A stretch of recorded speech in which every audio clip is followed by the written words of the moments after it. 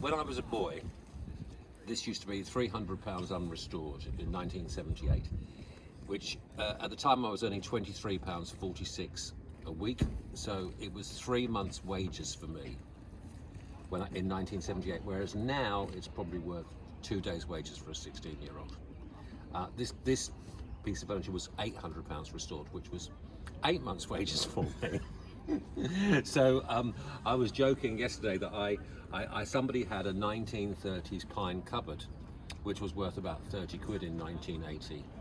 And I said to him, who was an old dude, I said, George, I said, would you swap this rosewood chiffonier for your crap pine cupboard?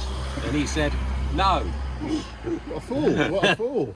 Well, the thing is, when joked, you were 17, did you buy one of these? I couldn't afford to buy one. You couldn't afford to buy furniture like this when I was 17. You had to be really well off to buy Regency rosewood antique furniture, whereas now it's actually affordable I for think everybody. it is crazy that you can now furnish a whole house full of stunning quality furniture for like £100. I've got a table on my van that would have been £4,000 in 1980. Nice. And I just think it's just ridiculous because, as I said, we've sold almost everything over the last 2 days. Yeah, you're looking. Yeah, and yesterday, we sold more than half the stock yesterday, and this is what we had left, and we've sold a lot of it this morning. But So tell me on this. Go on. Convince the young people why they should be buying this now. well, because they can afford it for one thing. If you buy an antique piece of furniture, so for example, you pay £150 for this, okay?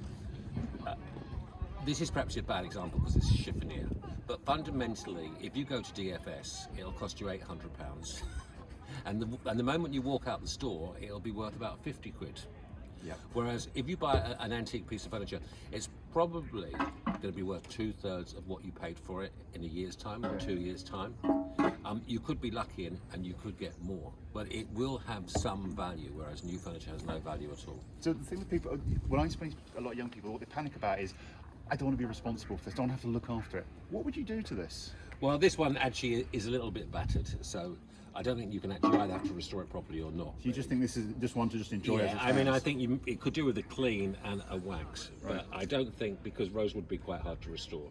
But the thing is this, with all these pieces of furniture, you know, the guy, he's got an oak bureau over there, it would have been £800 in 1980, and he's probably will be asking 70 quid for it. So, and it will always be worth £70, and you can afford to buy it. And the quality is great. It's oak. Oak is a really expensive wood. So back in the day, back when this was made new, rosewood was This was far dated- more valuable as a material. Rosewood came from South America, and it's all veneered because it was too expensive. So, yeah, like I said, rosewood was a very expensive wood in 1830. So most of these woods, they came from Cuba and Honduras. Yeah, They were running out by that time, weren't they? Yeah, and so you could have pine and oak from England, but all these mahogany, rosewood, they all came from South America. So they didn't really exist until, you didn't really get mahogany until like 1720, 1730, because the Americas hadn't really been discovered. It's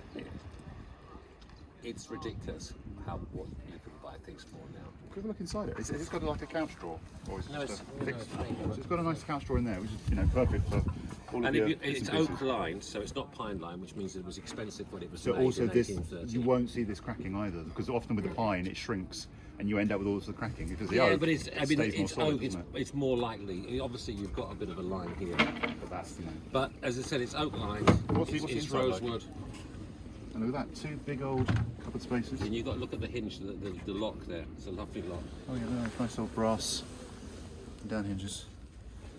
It's been ebonised on the inside. But you see, I mean, that's just hideously practical for anybody. And also, it's not terribly deep, which means that a lot of people they want furniture for their hallways. Yeah, but I love this Regency stuff because it's not fussy. It's not like Victorian things. You know, our houses now are smaller and they're simple. Yeah. You know, we don't want chintzy stuff and too much fuss. This is just really crisp and simple. Yeah. And you can make this. You know, this with a beautiful painting above it, and maybe like a nice little something there. And it's £150. And it's 150 quid. Yeah. You know, that's.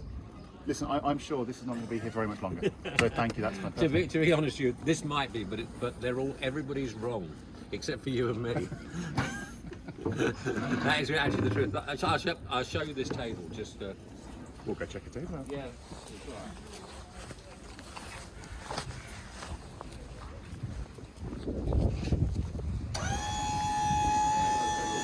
What the base? No, there's the base. Here's the top. The base is nowhere as near as nice as the top, but Oh, it's a good little breakfast one. Nice circular. yeah. This is So is that's got the brass lining around the look, it's edging. brass bound. Wow. This is called brass stringing, rosewood, and brass bound. That is very rare. This was a very expensive table in 1830.